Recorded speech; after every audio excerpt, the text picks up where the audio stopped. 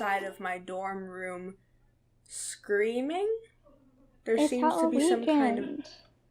It is! And everybody, welcome to the Halloween episode of Compatible! That's right. It's gonna be put out on the day before Halloween. Yeah.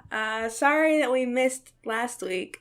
It has been a rough few weeks in the old Jules' brain. It's midterms. So, yeah, that too.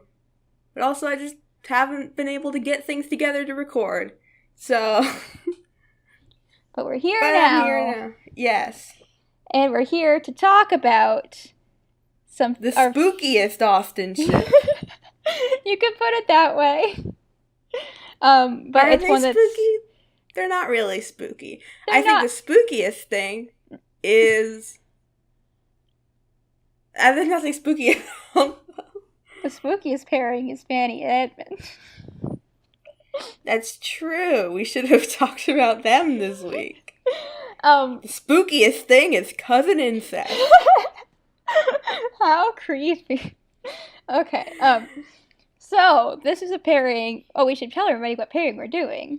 Yes, Emma Woodhouse and George Knightley. And this is a pairing that is close to both of our hearts, but mainly close to yours because you know. Yes. You adapted. I kind of made a whole web series about Emma. Which is why we are going to sing the praises of Emma as a character creation in general, and as a, as a conversation, almost like a satire on how all other Austen heroines have been goody two-shoes. Yes. I mean, the thing is, okay, there's, the sliding scale of Austen ladies. Yeah. Where, Fanny and Catherine are, at the top, pure innocent You've got naive. Jane Bennet. Pure small beans. Yes. Catherine, Fanny, and then sort of Eleanor, but she's, maturer than Fanny and Catherine, She's I'd say. Practical pure. Yeah.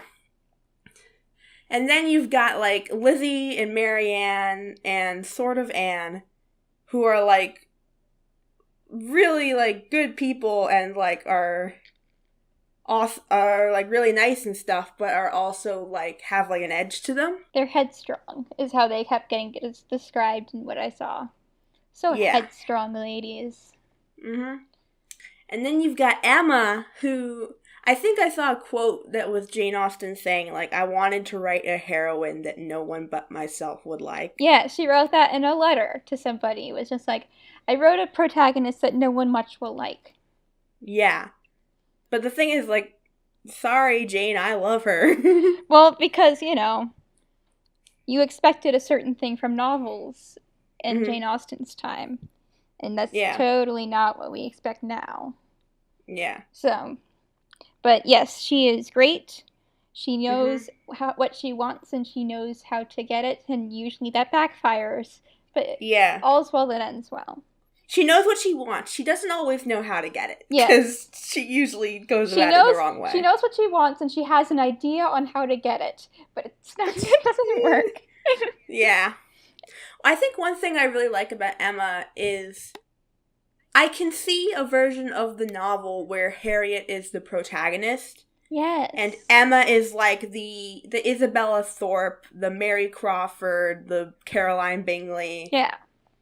I'm just name dropping all these mean problematic girls. Austen ladies. And there'd be a version of the novel where Harriet is the protagonist and Emma is the mean girl. Yes, Emma is the ultimate Austen mean girl. And it's almost like it's... You know those stories everyone does where it's a chosen one story, but it's told from the perspective of the best friend, or even Tales of a Background Slytherin? It's like that, except it's Tales from the Austen mean girl. Yeah. And the thing is, there's in Emma, there's not only one pure small bean, there's two. Yes.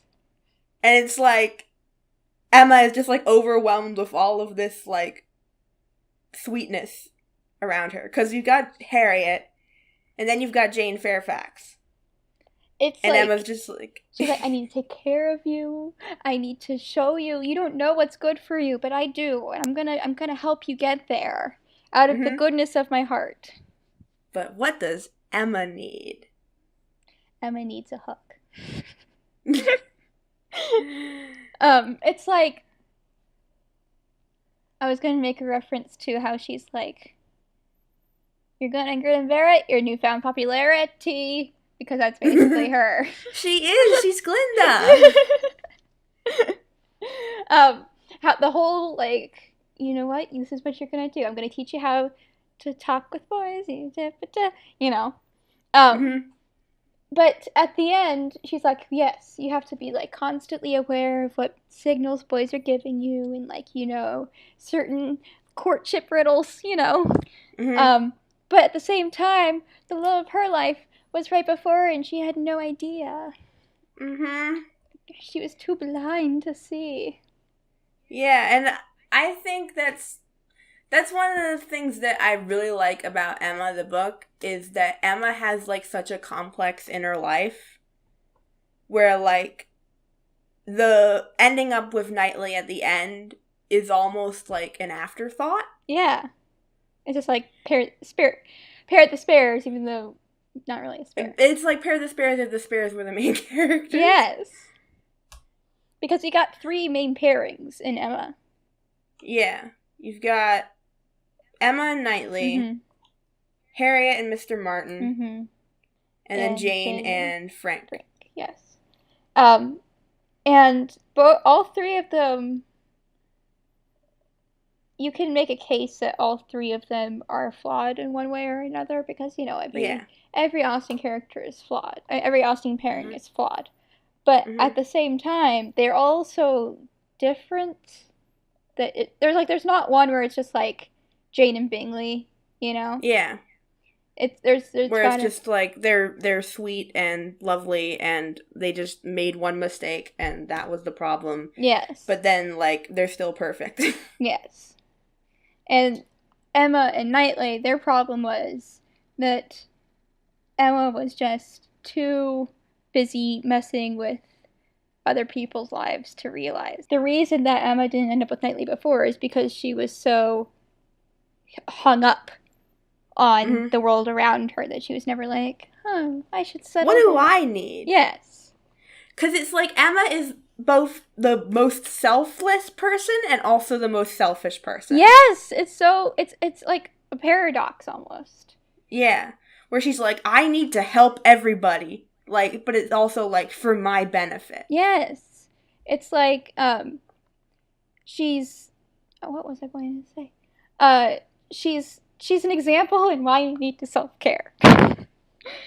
Because she is, like, whenever she's not helping anyone, and then she's like, oh no, now I have to think about, you know, my problems. I don't want to do that. Quick, I need to find another project. Yeah. Yeah. And that's not a good... You need therapy, kid. If only that was, like, a thing that you could do back then. Yes. Then a lot of novels would have no plot. Same with cell phones. Same with cell phones. This is something that we talk about a lot in the class where it's Shakespeare adaptations. Like, all the students are just like, if only the people in Othello had cell phones, none of it would have happened. And yeah, that's why some things are so hard to do a modern adaptation of. Yes, because it's so reliant on the society of the time. And that's why I think Jane Austen is one of those things. Because, you know, you can't have... Nothing against the Emma agenda, obviously. But, you know, a lot of Austen plot devices are so reliant on the social nuances of the day. Yeah. Such as the weird way that Clueless handled the whole Knightley thing. And it's like, it's kind of somewhat incest now. Yeah, because, like, in the book, they're brother and sister-in-law. Yeah. Because Emma's older sister and Knightley's younger brother are married. So it would be kind of weird for them to get together. Yeah, and it's just like... And then in Clueless, they're like, let's just make him her stepbrother. Ex-stepbrother. Oh, God. And it's just like, okay, but like y'all were siblings at one point, and just. And it's like you don't have to make them related in any way. Yeah, it's not exactly the most plot dependent part of Emma. Yeah. Like, you could have had them What's as your opinion childhood on friends. Clueless? I love Clueless as a concept, but I have opinions.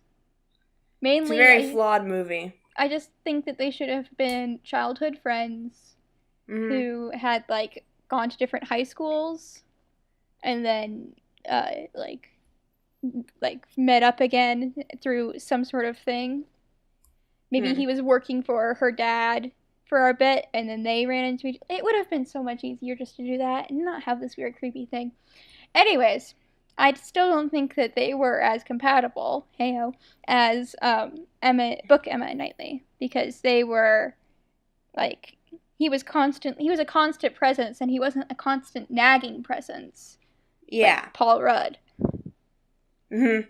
He was a constant presence that was like, hey, I'm here and I'm good. And she's like, yeah, okay, help me out. Yeah. Because the thing is, like, Emma's off doing her wild stuff, and Knightley's just kind of sitting there like, you know what? I'm just gonna wait. And isn't that the most romantic thing possible? Yeah. But then, of course, Emma starts to, like, put Knightley into her weird, then like, Knightley stuff becomes where a she's pawn. Like, yeah, and she's like, well, what if Jane and Knightley are a thing? What if Harriet... And then, like, Harriet falls for Knightley, and it's just like, what's happening? And then you have to be like, okay, let's take a moment, regroup. But Emma's just like, maybe don't do that.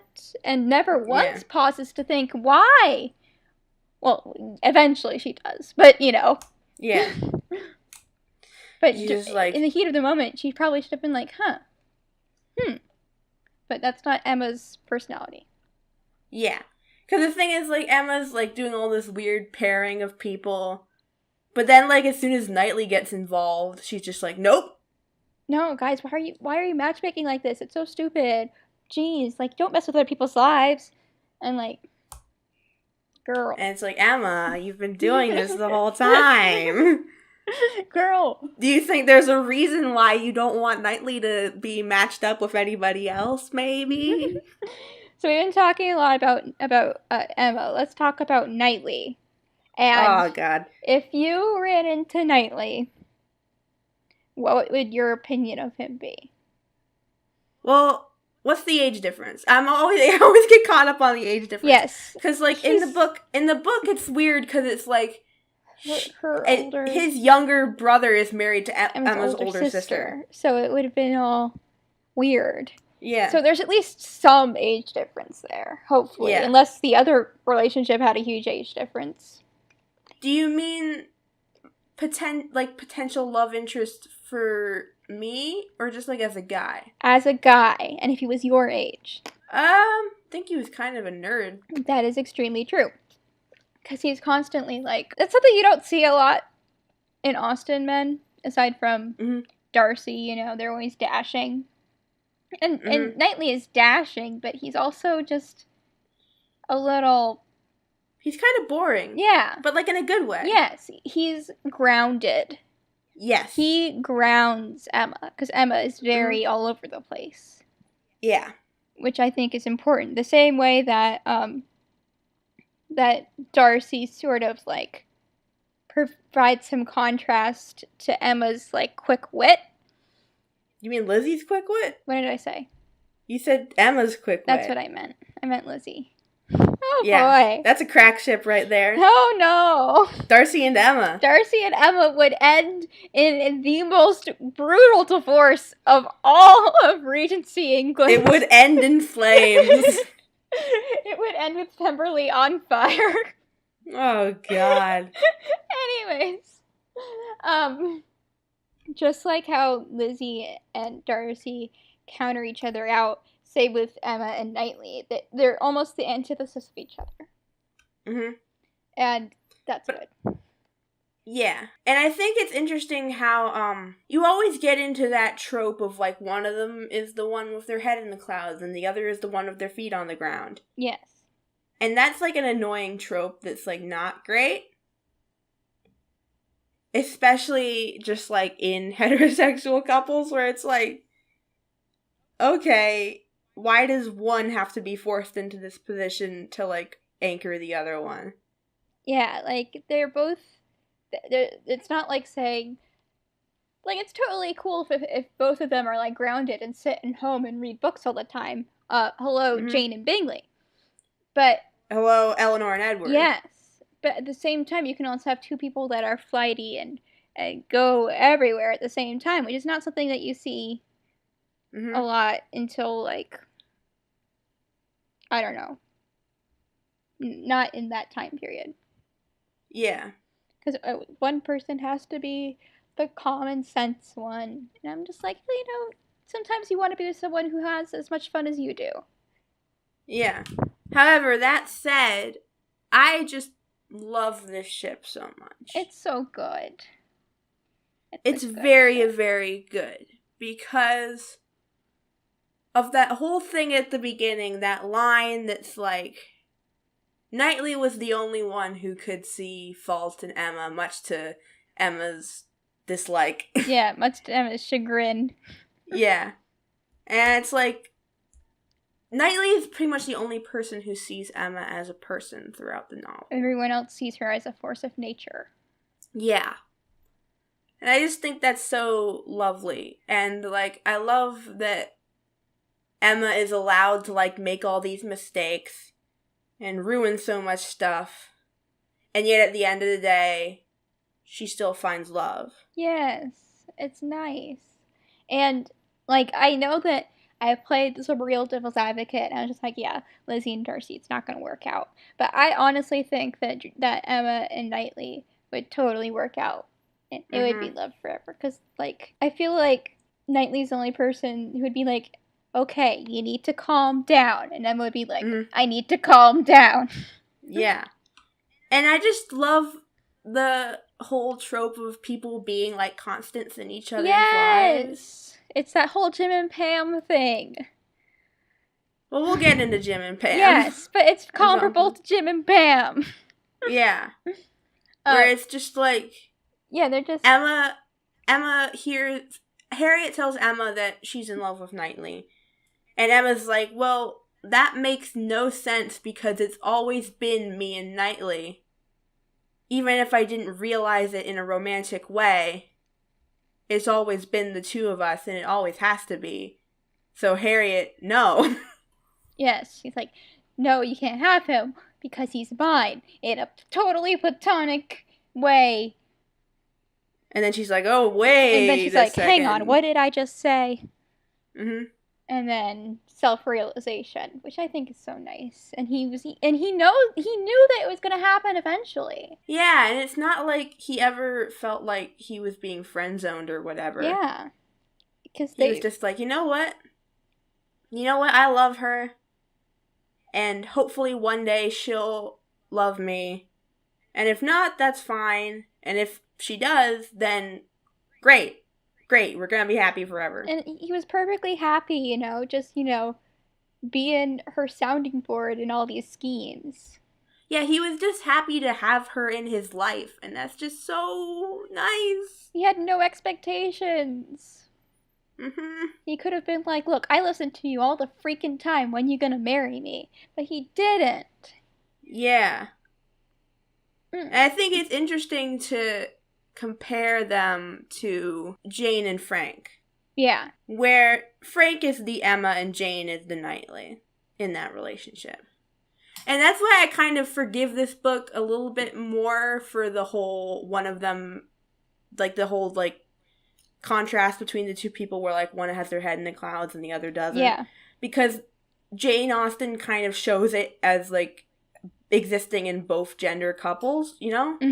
Like it can be the guy or it can be the girl, instead of it just feeling like, oh, this is just how women are, they're flighty. And they're so hysterical. Yeah. So I like that Frank Churchill is just as ridiculous as Emma is, you know? Yes. He's more ridiculous. Yes. And I like to look at Emma as like a piece, it's like a almost like a satire. It's a parody almost of the over-the-top ridiculousness of every other Austen novel, where you've got like schemes and romance and people just acting completely over the top. And at the end, it still ends up, yay, good. Yeah. And I think that she said a lot in this novel, more than she says in other ones. Yeah, I think Emma is definitely my favorite Jane Austen novel, which is why I adapted it. I would hope so. Yeah. No, actually, my favorite is Mansfield Park, and I'm actually... Okay, you joke. But, like, Mansfield Park is really good. It's... Okay, let me tell you a story about Mansfield Park.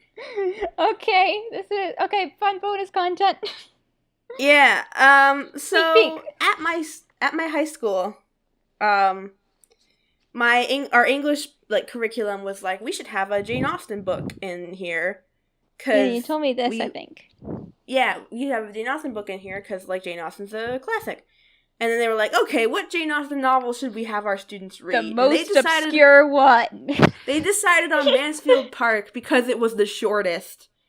So literally everybody in my high school hated Mansfield Park with a passion. No one liked it. This is a firmly anti-Mansfield Park high school. Oh goodness, a whole freaking school. Yeah, and I have my brother's copy, because my brother and I went to the same high school. So I have my brother's copy of Mansfield Park. And on the front cover of it, he, got so mad at the characters one day. Because, the front cover is, Fanny and Edmund or whatever, and they're, hanging out on some horses or something. So my brother drew, a big sun and, made arrows pointing at them and wrote UV rays. Yeah, you told me this. I completely forgot. Oh, Lord. Oh, Lord. So it's they're getting sunburned. So you have a history with that book. Yeah, so that was my first impression of Mansfield Park, was that my brother wanted them to get sunburned. I wonder if they ever did get sunburned. They probably did. There was no sunscreen back then. Yeah, and they were out horseback riding in every other scene. I mean, they did wear a ton of clothes, though. That's very true.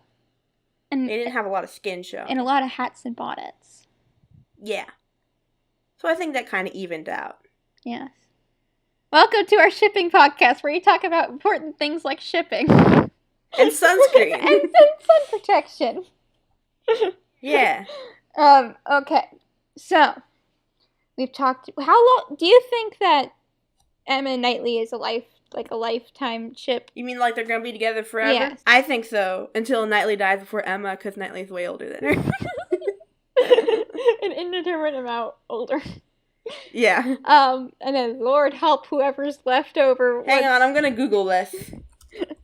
Because I'm pretty sure Wikipedia says how old they are. Principal characters. Okay, he's 16 years older than her. That's a bit older. He's 37. I guess she's 21, that means. That's dealable, I guess. At least she's not 16, yeah, you know? That's what matters. Cough, Marianne. Cough. And, I just have this idea for a sequel where it's, Mrs. Bennet Emma, when they have kids. Oh my god. Can you imagine? She would. She would be Mrs. Bennet. Little Elizabeth Knightley or whatever. Do you ever think about that? Do you ever think about how in Pride and Prejudice, eventually Elizabeth's name is going to be Elizabeth Darcy? Yeah. That's weird to me. Because you think of Darcy as his first name. And also, just I think of her as Elizabeth Bennet. But that's not going to be her name at some point. Yes, because she's going to be Emma Knightley. Ugh. That is weird. Yeah, it's going to be Eleanor Ferris and Marianne Brandon. Her name is going to be Marianne Brandon. Yeah. No, his name is Brandon. That is his name. I know, it's weird. He is only Brandon. Yeah, but her name is gonna be Marianne Brandon, and they're gonna have kids with the last name Brandon, and it's gonna be weird. Yeah, that's... Oh, Lord. Anyways, yes, Emma Knightley. Mm-hmm. Emma Knightley as a mom with a group of daughters, and heaven forbid they have a son. Oh, God. Can you just imagine? I want to write that now. I want to write Emma and Knightley's son. Who's like, what spin would you take? Would you take, like, he's super sensitive and it's all about women's problems and, like, yeah, hey girl, what's up? Well, first of all, he's gay. Oh, yes, good. Here comes Regency England's gay best friend. Yeah, I don't know. All I know is that if I were to write a sequel to Emma, it would be about their son, and he would not be straight. And you know that Emma would just be like, every time that, like, a soldier would ride by, she'd be like, Yeah, in a world where there was no homophobia at the time. Yes, she would be all over that. Yes. Okay. Do you think we should wrap up the podcast? Yeah, I think we have a good half hour. We've written fan fiction about Emma and Knightley's son. We've got next gen fanfic. I think we're good. Emma, the next generation. Emma TNG. We've got next gen fanfic. I think that's the final word. Mm-hmm. That can be said. So, anyways, we had a lot to talk about here. Yeah. Oh, I love them so much. Where are they on your ranking? I think so far. I think they're top so far.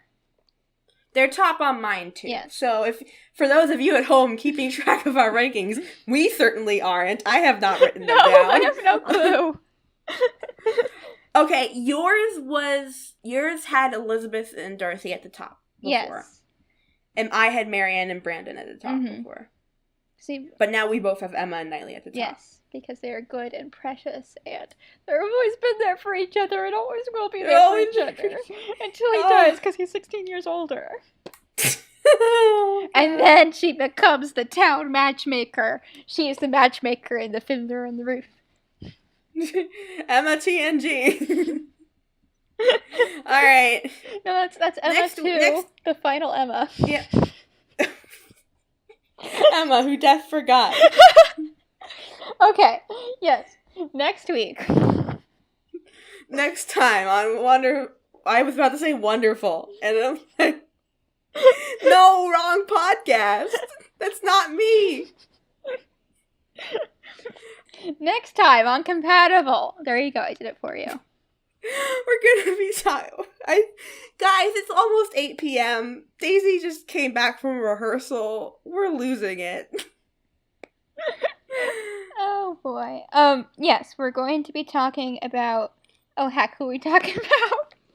We're talking about Anne and Wentworth. Yes. We're saving the small beans for last. Yes, and also the cousins for last. Yes. But I mean, like, we're saving Catherine and Fanny for our last two. Yes. Okay. So, yeah. Thank you all so much for listening. I should say, if you are liking the podcast so far, just forget about that whole we took a week off thing. And why don't you leave us why don't you leave us a review on iTunes? With the new iTunes update, it's way easier to leave a review now. You can just do it. It would be great. Thank you so much. Yes, please compliment us on our amazing next generation fanfiction writing. Yes, our amazing strengths of, staying on topic and remembering what our next podcast topic is. All right. Thank you all for listening. Thank you. See you next time.